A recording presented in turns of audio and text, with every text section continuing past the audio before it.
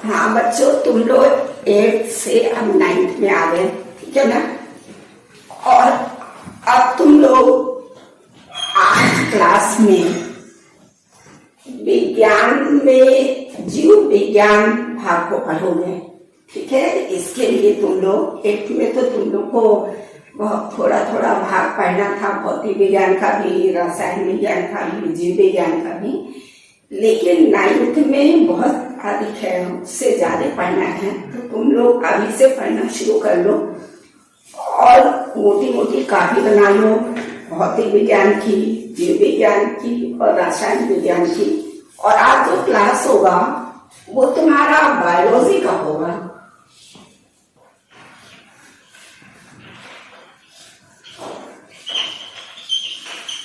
ठीक है ना। जीव विज्ञान,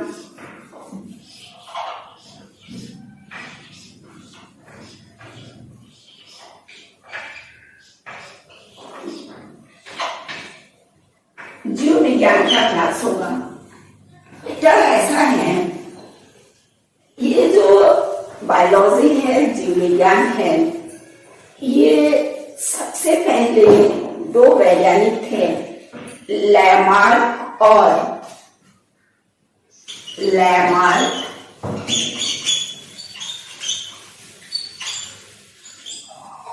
एक थे ट्रेविरेनस।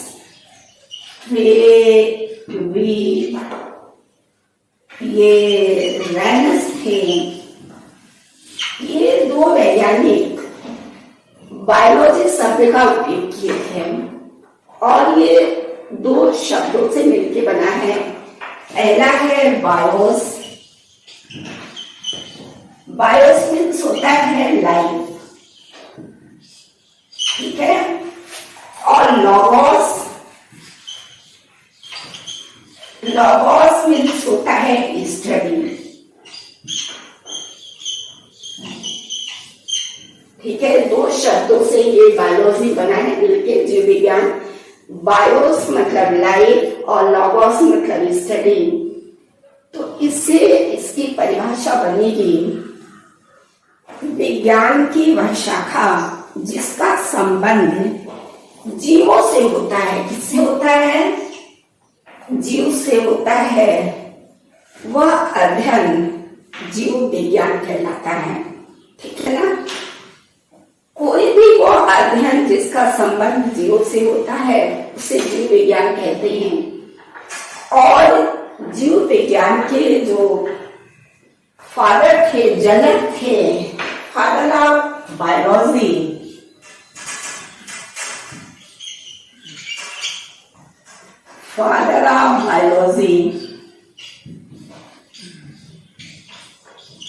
वो है अरस्तु।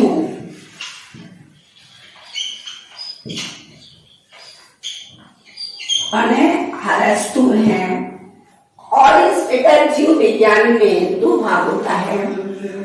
एक होता है वह अध्ययन जिसमें हम जंतुओं का अध्ययन करते हैं, और एक होता है वह अध्ययन जिसमें हम वनस्पतियों का अध्ययन करते हैं।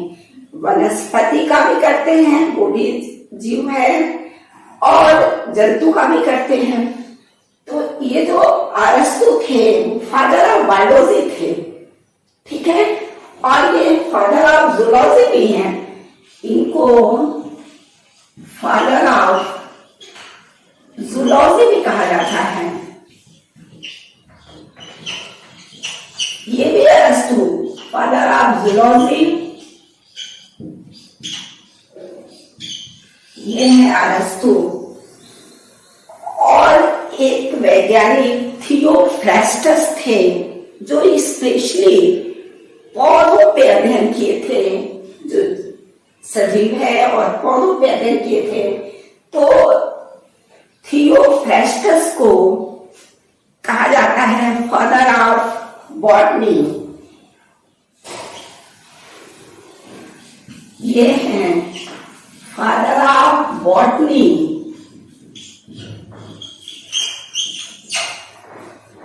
ये थियोफ्रास्टस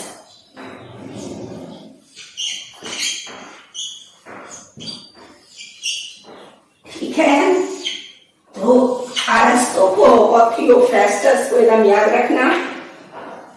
अरस्तु जो है फादर ऑफ जूलॉजी भी हैं, फादर ऑफ बायोलॉजी भी हैं, और थियोफ्रास्टस जो हैं फादर ऑफ बॉटनी हैं। ये बेसिक चीजें हैं जो तुम्हें बायोलॉजी पढ़ने से पहले मालूम होना चाहिए।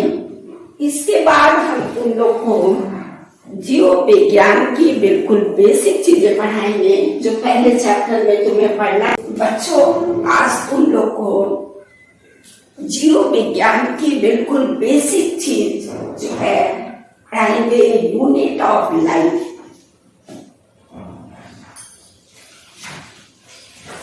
यूनिट ऑफ लाइफ, जीवन की इकाई।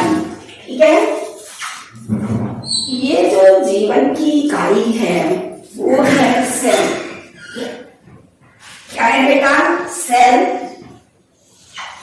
और ये जो सेल होती है जिससे किसी भी जीव का शरीर बनता है, चाहे वो जंतु हो चाहे वो वनस्पति हो, ये निम्न दो प्रकार की होती हैं।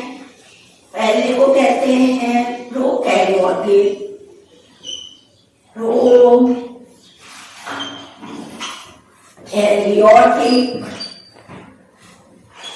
सेल, और दूसरे को कहते हैं यूकैरियोटिक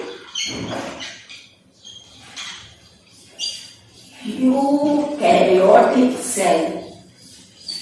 ठीक है, दो तरह की सेल होती है। आज तुम लोग पढ़ोगे ये प्रोकैरियोटिक सेल के बारे में डिटेल में। ठीक है, उसकी क्या क्या विशेषताएं हैं, उसकी संरचना क्या होती है, ये जो प्रोकैरियोटिक कोशिकाएं होती है वो किसमें पाई जाती हैं। तो ये दो प्रकार की कोशिका हो गई जो जीवों में पाई जाती है, और तुम्हें पहला पढ़ना है प्रोकैरियोटिक सेल। ठीक है, इसको डिटेल पढ़ना है। ये जो प्रोकैरियोटिक सेल होती है मुख्य रूप से सूक्ष्म जीवों में पाई जाती है। जैसे बैक्टीरिया में मिलेगी, ब्लू ग्रीन एल्गी में मिलेगी, बहुत सूक्ष्म जीवों में पाई जाती है। तो एक सिंपल सा बैक्टीरिया का डायग्राम बनेगा, छोटा सा।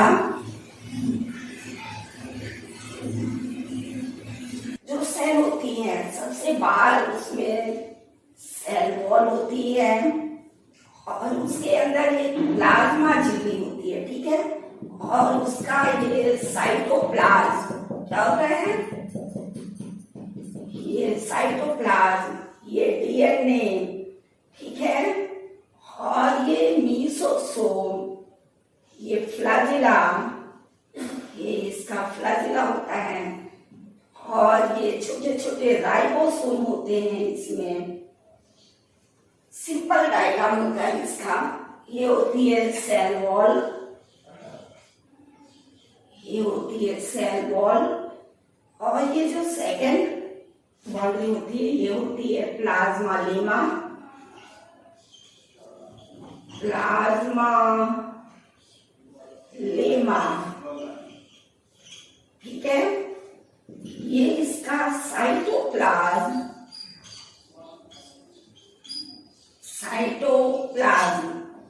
और ये इसका होता है डीएनए,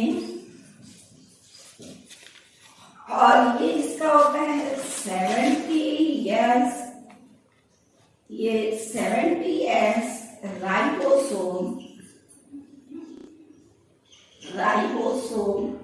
ठीक है बेटा, और ये इसका फ्लैजिला होता है, इससे ये गमन करता है, फ्लैजिला। ठीक है, और ये इसका होता है मीसोसोम, इससे ये श्वसन करता है। ठीक है, ये कोशिकाएं प्रोकैरियोटिक कोशिकाओं में पाए जाते हैं, और इन कोशिकाओं की विशेषता होती है बेटा कि इसमें जो इनके कोशाद्रव्य में, ये जो कोशाद्रव्य है, ये जो तरल है इसके अंदर जो विकसित कोशिका के कोशिकांग होते हैं वो नहीं पाए जाते। इस कोशाद्रव्य में तुमको माइटोकॉन्ड्रिया नहीं मिलेगा। क्या नहीं मिलेगा? पहले तो जो मेन है इसको कर, इसके कोशाद्रव्य में जो डीएनए है, इस डीएनए के ऊपर मेम्ब्रेन नहीं पाई जाती। जो विकसित कोशिकाएं होती हैं उनके डीएनए के ऊपर एक मेम्ब्रेन होती है, रक्षात्मक झिल्ली होती है, लेकिन इस डीएनए के ऊपर मेम्ब्रेन नहीं होती। तो इसकी कोशिका की पहली विशेषता होती है कि इसमें न्यूक्लियर मेम्ब्रेन नहीं है। न्यूक्लियर मेम्ब्रेन नहीं होगी, ठीक है, जो कि इस डीएनए के ऊपर पाया जाता है। इसके अलावा इसमें माइटोकॉन्ड्रिया नहीं पाई जाती। माइटोकॉन्ड्रिया नहीं होती, इसमें क्लोरोप्लास्ट नहीं होता। क्लोरोप्लास्ट नहीं होता, ठीक है। इसमें एंडोप्लाज्मिक रेटिकुलम नहीं होता।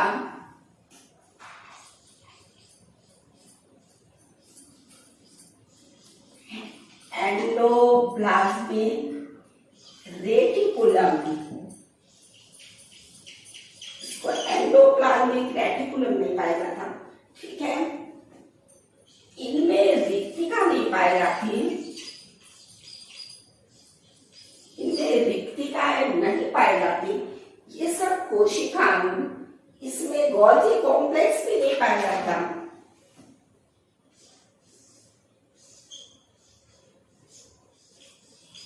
इसमें गोल्जी कॉम्प्लेक्स भी नहीं होता। ये जितने कोशिकाएं तुम देख रहे हो, न्यूक्लियर मेम्ब्रेन जो न्यूक्लियस के ऊपर, ये कोशिका नहीं है, न्यूक्लियस के ऊपर पाए जाने वाली मेम्ब्रेन है, ये तो अलग है। लेकिन ये जो बाकी है, mitochondria, chloroplast, endoplasmic reticulum, vacuole, Golgi complex, ये विकसित कोशिकाओं के कोशाद्रव्य में पाए जाते हैं। जो इसमें नहीं है, ये बेटा बैक्टीरिया है। ये क्या है? ये बैक्टीरिया है। इसको तुम नीचे लिख सकती हो, ये बैक्टीरिया है, ठीक है। ये जो बैक्टीरिया होती है बहुत प्राथमिक होती है, जिनके कोशाद्रव्य में ये निम्नलिखित कोशिकांग नहीं पाए जाते हैं। न्यूक्लियर मेम्ब्रेन नहीं पाया जाती, माइटोकॉन्ड्रिया नहीं पाया जाता, क्लोरोप्लास्ट नहीं पाया जाता, एंडोप्लाज्मिक रेटिकुलम नहीं पाया जाता, रिक्तिका नहीं पाई जाती, गोल्जी कॉम्प्लेक्स नहीं पाई जाती। अब जब तुम प्रोकैरियोटिक कोशिका के बारे में जानोगे तो तुम्हें जानना है कि जो प्रोकैरियोटिक कोशिकाएं होती हैं वो प्राथमिक जीवों में पाई जाती हैं, जैसे बैक्टीरिया में, ब्लू ग्रीन एल्गी में ये मिलेगी प्रोकैरियोटिक कोशिका। और इनकी जो कोशिका की संरचना होती है वो भी बहुत प्राथमिक होती है। इनके कोशाद्रव्य में ये सब कोशिकाएं नहीं पाए जाते, ठीक है। इनमें जो पाया जाता है उसका डीएनए मिलेगा या आरएनए मिलेगा, और उसके ऊपर न्यूक्लियर मेम्ब्रेन नहीं मिलेगी।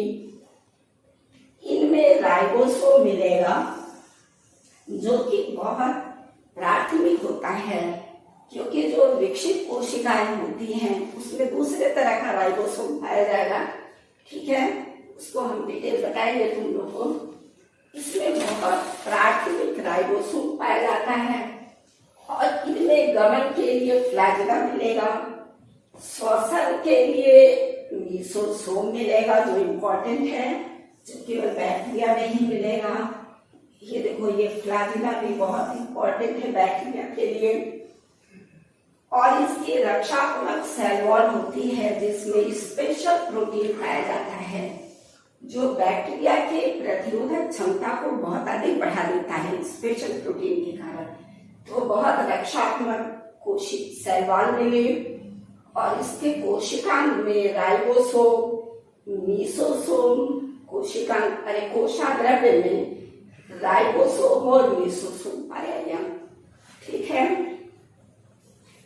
कुछ बैक्टीरिया बेटा ऐसी होती हैं जो प्रकाश संश्लेषण करती हैं। ठीक है। तो ऐसे बैक्टीरिया में तुमको पिगमेंट मिल जाएंगे, उनको कहते हैं, जैसे पिगमेंट मिलेगा, फोटोसिंथेटिक पिगमेंट बोलते हैं उसको। उन पिगमेंट को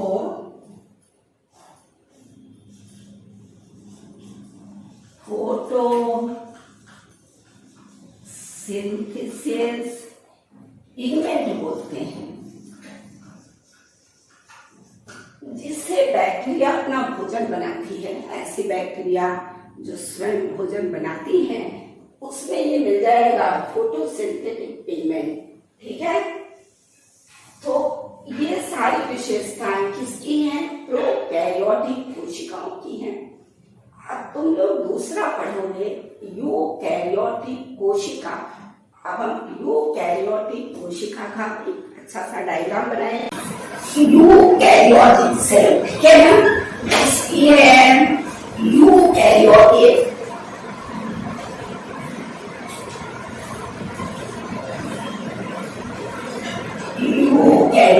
सेल। ठीक है।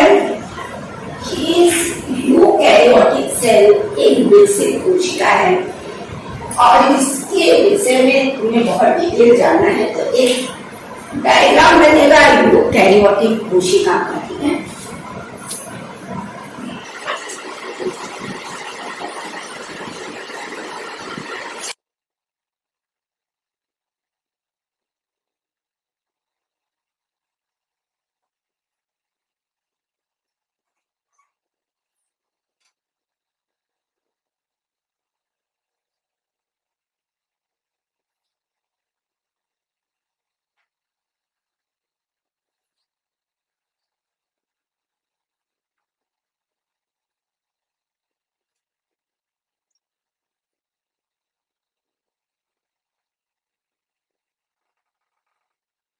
ये डायग्राम बेटा यूकैरियोटिक कोशिका का है। ठीक है। अब इसकी हम लेबलिंग कर रहे हैं।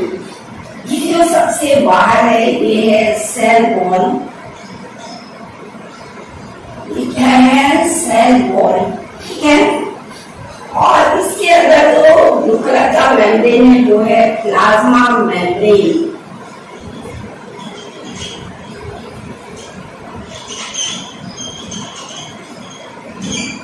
Plasma membrane. ठीक है। ये गोल्गी कॉम्प्लेक्स,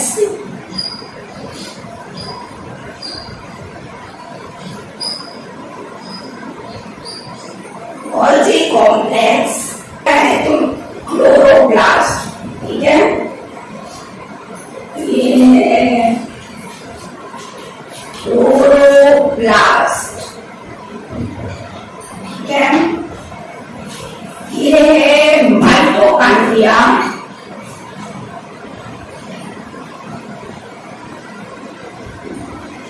माइटोकॉन्ड्रिया। ये राइबोसोम है, टीएस राइबोसोम।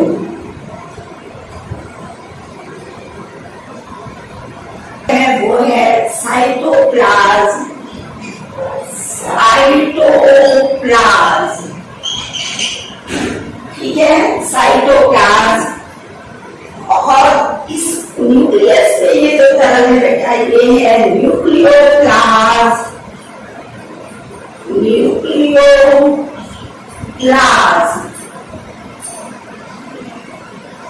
इसको कहते हैं न्यूक्लियोप्लाज्म। ठीक है ना? तो ये कोशिका में पाए जाने वाले विभिन्न कोशिकाएं हैं जिनके बारे में तुम्हें बहुत डिटेल जानना है।